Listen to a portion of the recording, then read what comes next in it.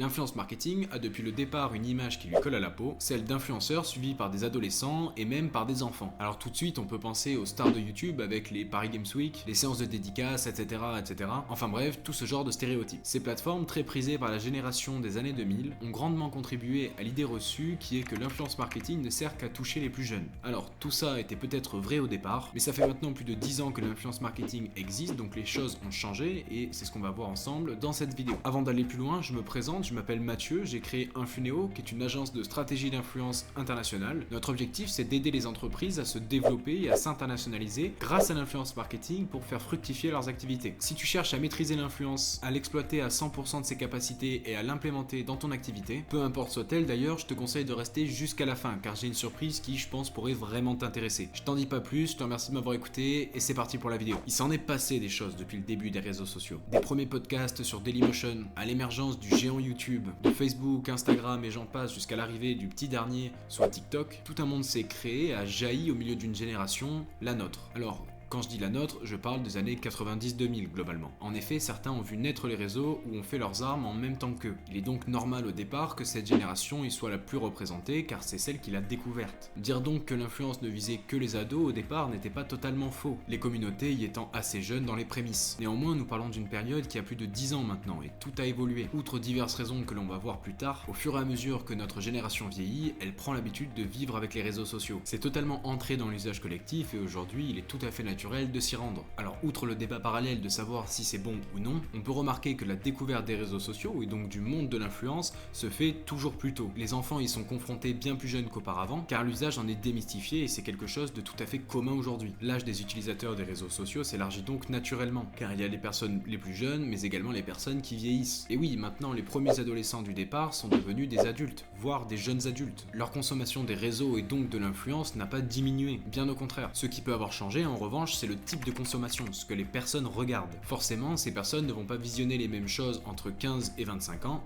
mais ne sont pas parties pour autant. Les contenus se sont adaptés, et ils se sont adaptés grâce à plusieurs choses. La prise en maturité du milieu, et l'arrivée de la micro-influence, et donc des niches qui en ont découlé. Avec l'essor des réseaux sociaux, des milliers et des milliers de personnes sont venues tenter leur chance en réalisant des contenus en tout genre. On a assisté à une vraie atomicité au fur et à mesure, avec des créateurs évoquant leur passion, peu importe soit-elle. Ce phénomène-là a permis de créer la micro-influence, qui s'est définie comme une vraie stratégie d'influence au fur et à mesure du temps. Contrairement aux plus gros créateurs qui touchent un large public, la micro-influence se concentre sur des personnes qui ont une communauté plus petite mais qui touchent des thèmes précis. Ces derniers sont à la recherche de divertissement, d'informations ou de conseils pratiques dans des domaines précis. Cela peut être sur n'importe quoi. Le fitness, les jeux vidéo, la finance, l'immobilier et j'en passe. L'idée ici est de comprendre que les niches ont attiré un public plus âgé et plus mature. En effet, ce qui explique pourquoi l'audience y est plus adulte aujourd'hui, c'est bien par la nature des sujets des contenus. Aujourd'hui, tous les univers ou presque sont représentés dans ces niches, que ça soit avec l'immobilier, la plomberie ou même encore le bricolage par exemple. Et forcément, si le public de ces créateurs qui abordent ces univers est plus âgé, les marques collaborant avec ces créateurs vont pouvoir toucher ces communautés. Ici donc, l'influence n'est pas orientée vers des mineurs ou des tout juste adultes, mais bien sur des personnes pouvant aller de 25 à 60 ou même 70 ans. On comprend donc bien que les mentalités évoluent avec l'influence marketing, et que l'argument passé qui arborait vers une cible jeune n'est plus et ne représente aujourd'hui pas la réalité. De plus en plus de personnes s'ouvrent aux réseaux sociaux et l'arrivée des niches a permis de grandement amplifier cela. Chaque personne trouve chaussure à son pied et donc le contenu qui lui convient. L'atomicité des univers due à la micro-influence a permis d'élargir les horizons et de permettre à des personnes de s'intéresser à l'influence. À terme, cela a aidé à la crédibilisation de ce canal, qui a souffert de son arrivée récente et massive. Un exemple de niche tout à fait parlant et qui pour le coup ne réunit que des adultes,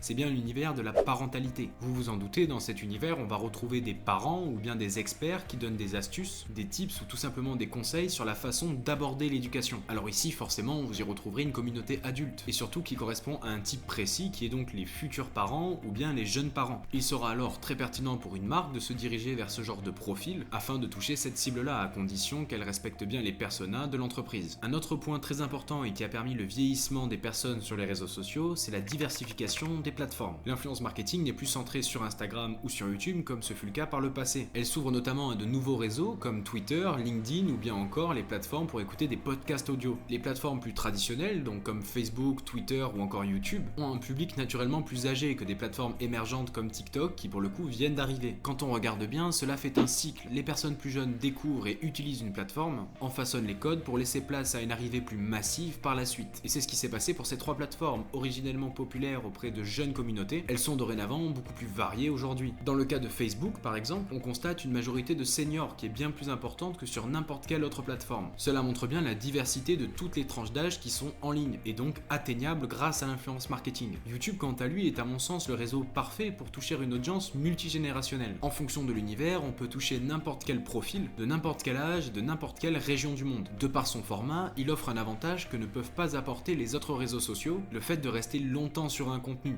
à l'instar de la télévision. Cela couplé à un style de vidéo reprenant un débit plus calme, plus posé dans certains cas, YouTube a toutes les cartes en main pour séduire toutes les générations. Là maintenant, je sais ce que vous allez me dire. Il y a une plateforme qu'on n'a pas citée et qui est bel et bien la plus intéressante pour toucher une cible adulte. C'est normal, c'est maintenant, on va parler de LinkedIn. LinkedIn, pour ceux qui ne le connaissent pas, c'est la plateforme numéro 1 du monde professionnel. On y retrouve des personnes discutant de sujets pro, peu importe les thèmes, et proposant du contenu autour de cela. Contrairement à des plateformes orientées divertissement, LinkedIn offre un espace où des créateurs spécialisés peuvent toucher une audience d'entrepreneurs, de professionnels, de cadres, etc., etc. Ces créateurs abordent eux-mêmes les sujets sur le monde du travail, de manière générale ou spécialisée, et ont parfois de très grosses communautés. Les marques peuvent alors décider de travailler avec ces créateurs pour toucher un public non seulement adulte, mais qui est également sur la plateforme dans un but professionnel, et donc plus engagé que sur du divertissement. Ici donc, il y a un vrai levier à activer en influence marketing pour toucher une cible différente. Par ailleurs, sur LinkedIn, il est tout à fait pertinent de réfléchir en termes de niche comme sur les autres réseaux sociaux. Vous pouvez privilégier le secteur immobilier, automobile, boursier, bancaire, etc., etc. Et justement, si vous souhaitez vous lancer et réussir dans l'influence marketing, j'ai ce qu'il vous faut. Je vous offre une vidéo totalement gratuite dans laquelle je vais vous guider pour développer votre activité grâce à l'influence marketing. C'est une vidéo de plus de 20 minutes dans laquelle on arpente tous les détails pas à pas ensemble. L'objectif étant que vous ayez toutes les clés de ce nouveau canal de communication qui est si particulier. Si ça vous intéresse, je vous mets le lien directement dans la description pour y accéder et nous, on se retrouve de l'autre côté. Voilà, cette vidéo est à présent terminée. Si elle vous a plu, n'hésitez pas à la liker et à vous abonner si c'est pas déjà fait. Et on se dit à la prochaine pour de nouvelles vidéos. C'était Mathieu, salut!